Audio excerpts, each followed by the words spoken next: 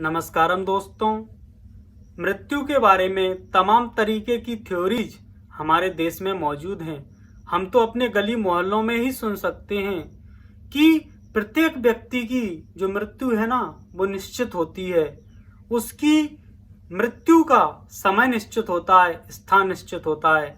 लेकिन ऐसा जो कहते हैं, जब उन्हीं के परिवार में कोई बीमार होता है तब वो इस बात को नहीं कह सकते हैं। तब तो वो तुरंत उसे लेकर के डॉक्टर के पास भागते हैं और कहते हैं कैसे भी इसको सही करो।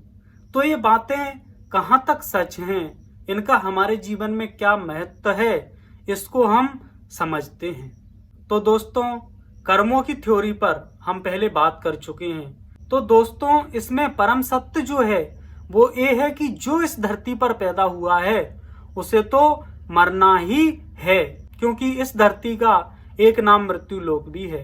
जो यहाँ आता है उसे मरना ही पड़ता है। तो ये तो मरने वाली बात हो गई। लेकिन और जो बात है कि उसका समय निश्चित होता है, उसका स्थान निश्चित होता है। दोस्तों, इनमें बदलाव हो जाता है। कैसे बदलाव हो जाता है? जब कोई मनुष्य यहाँ जन्म लेता है तो उसके पूर्व जन्मों के कर्मों के हिसाब से एक प्रारब्ध के संस्कार की चिप उसके साथ में लगा दी जाती है।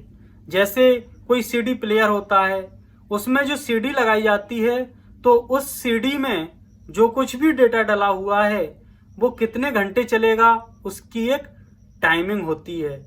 जब वो पूरी रिकॉर्डिंग जो सीडी में डाली गई है चल जाएगी तो वो अपने आप ही बंद हो जाएगा। वैसे ही हमारे साथ में हमारे कर्मों के हिसाब से हमें एक प्रारब्ध की चिप डाल करके दी गई है। वो रिकॉर्डिंग हमारे पूरे जीवन में चलती रहती है। अब उस रिकॉर्डिंग की टाइमिंग क्या है, वो उस व्यक्ति के जिस प्रकार के संस्कार हैं उस हिसाब से अलग अलग व्यक्ति को अलग अलग दी जाती है। मान लो किसी व्यक्ति को 70 साल की रिकॉर्डिंग दे दी, किसी व्यक्ति को 80 साल की रिकॉर्डिंग दे दी, किसी व्यक्ति को 90 साल की दे दी। तो जब तक उस चिप की जो रिकॉर्डिंग है, जो संस्कार उसमें भरे हैं वो चलते रहेंगे तब तक उसका जीवन चलता रहेगा। जब वो रिकॉर्डिंग बंद हो जाएगी तो यहाँ पर जब वो व्यक्ति प्रारब्ध के हिसाब से अपनी पूर्ण आयु प्राप्त करके मृत्यु को प्राप्त होगा, तब उसकी जो मृत्यु है ना वो प्रारब्ध के हिसाब से निश्चित समय पर होगी, निश्चित स्थान पर होगी। लेकिन हमने ये भी देखा होगा कि हम जो सीडी प्लेयर चला रहे हैं, जरूरी नहीं है कि उसमें पूरी रिकॉर्डिंग बज पाए और तब वो बंद हो। कई बार ऐसी परिस्थितियां आती हैं, मान लो लाइट चली गई या डीवीडी प्लेयर में कोई दिक्कत आ गई, कोई टेक्निकल फॉल्ट आ गया, उस वजह से भी वो रिकॉर्डिंग जो चल रही थी वो बंद हो जाती है। तो ऐसे ही हमारे जीवन में जो प्रारब्ध की रिकॉर्डिंग चल रही है, जिससे हमारा ये जीवन चल रहा है, जरूरी नहीं है कि वो पूरी चल पाए। कोई दुर्घटना इस शरीर के साथ में हो गई, कोई मान लो अभी कोरोना का काल चल रहा था, इस तरीके का कोई संक्रमण हो गया और उससे मृत्यु हो गई, तो ये जो मृत्यु है ना ये अकाल मृत्यु मानी जाएगी। इसमें हमारी जो प्रारब्ध की रिकॉर्डिंग चल रही थी वो अभी पूरी नहीं हुई है। तो इस स्थिति में क्या होता है, पूरी रिकॉर्डिंग प्रारब्ध की जो चल रही थी पूरी नहीं हुई और शरीर छूट गया, तो क्या होगा, दोबारा से हम जन्म लेंगे और उस प्रारब्ध को हम पूर्ण करेंगे। ये प्रारब्धों का जो चक्र है वो चलता रहता है, क्योंकि पिछले जन्मों के प्रारब्ध के हिसाब से हमें ये जन्म मिला, इस जन्म में एक निश्चित रिकॉर्डिंग मिली, निश्चित संस्कार मिले जिनसे हमारा ये जीवन चल रहा है।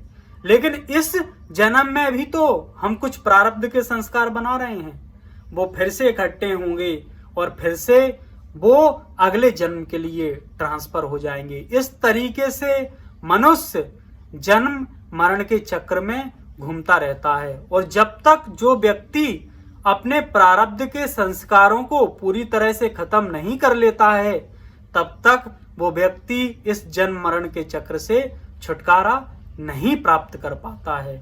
इसी को हम मुक्ति कहते हैं। इस प्रारब्ध के संस्कार से हमारी मुक्ति हो जाए, यही मुक्ति है। और दोस्तों, जो लोग खुद को जानने की साधनाएं करते हैं परमात्मा से जुड़ने का प्रयास करते हैं, उनके जीवन में क्या होता है? उनके जीवन में वो होता है कि जो प्रारब्ध, जो रिकॉर्डिंग 70 साल तक उसके जीवन में चलनी थी, वो जल्दी जल्दी से पूरी होने लगती है। मान लो 70 साल की रिकॉर्डिंग आपने 20 साल में ही पूरी कर ली, तो क्या होगा? तो ये होगा कि हमें 70 साल के लिए रिकॉर्डिंग मिली थी, हमने बहुत जल्दी पूरी कर ली, तो और जो पुराने कर्म हैं फिर दोबारा से उनकी रिकॉर्डिंग दे दी जाएगी। फिर हम और जो संचित पड़े थे प्रारब्ध के संस्कार, उनको मिटाना शुरू कर देंगे, उनको हटाना शुरू कर देंगे। इस प्रकार से जिस तरह की हमारी साधना होगी, उसी तरीके से हम पुराने प्रारब्ध की रिकॉर्डिंगों को लेते रहेंगे और उन्हें समाप्त करते रहेंगे। मान लो जो कई जन्मों की रिकॉर्डिंगें हैं वो हमें कई जन्मों में समाप्त करनी थी, तो साधना के द्वारा वो हम एक ही जीवन काल में भी समाप्त कर सकते हैं। उन रिकॉर्डिंगों के भंडार भरे रखे हैं, इस जीवन काल में एक ही चिप दी गई है, लेकिन ऐसी ना जाने कितनी रिकॉर्डिंग की चिप हमारे प्रारब्ध के संस्कार के भंडार में भरी रखी है। तो जब हम साधना द्वारा जल्दी जल्दी से प्रारब्ध के संस्कार समाप्त करते हैं, तो वो जल्दी जल्दी से हमें चिपें मिलने लगती हैं और हम उनको एक्सेप्ट करते हैं, वो रिकॉर्डिंग चलती है और वो समाप्त होती है। फिर हमें नई चिप दी जाती है, फिर उसकी रिकॉर्डिंग चलती है, वो समाप्त होती है। इस तरीके से व्यक्ति एक ही जन्म में अपने सारे प्रारब्ध के संस्कारों को समाप्त कर सकता है, और नहीं तो फिर ये चक्र चलता ही रहता है जन्मों जन्मों तक, जन्मों जन्मों तक। हम इस टॉपिक पर और भी वीडियो बनाएंगे जिसमें और गहराई में आपको ये जन्म मृत्यु का, संस्कारों का जो चक्र है वो समझ में आएगा। धन्यवाद।